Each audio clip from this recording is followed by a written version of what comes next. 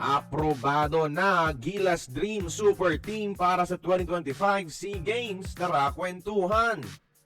Naglabas na ng official announcement ang organizers ng Bangkok SEA Games at hindi sila susunod sa gusto ng FIBA sa eligibility. Passport rule ang susundin nilang eligibility rules, meaning basta may passport ka ng bansang nais mong irepresenta, makakalaro ka. So, isang super team ang mabubuo ng ating national team. Starting at point guard mga idol si Remy Martin. Long time dream niya maglaro sa Gilas at nag-submit na siya ng papeles sa SPP para sa SEA Games. Kaabang-abang ang leadership role na maibibigay ni Remy bilang floor general at kung paano nito paiikutin ang bola sa mga star-studded teammates. At shooting guard nandyan si Boogie Ellis na nag-submit na rin ng requirements. Proven professional scorer sa NBA level.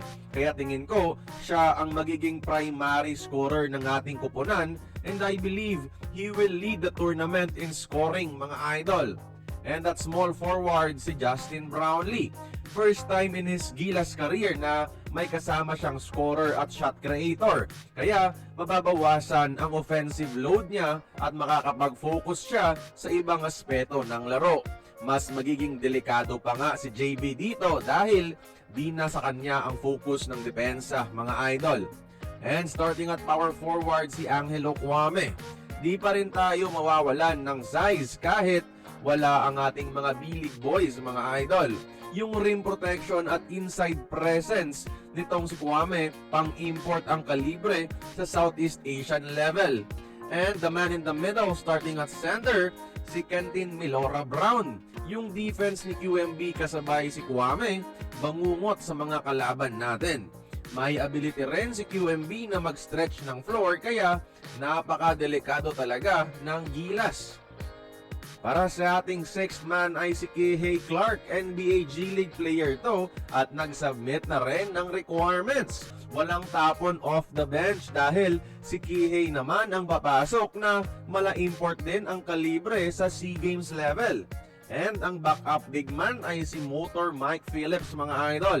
No doubt pinaka-energetic at hustle player sa Gilas. Isang Japet Aguilar Mark Tingres na klase ng prototype, wala talagang tapon sa ating bench.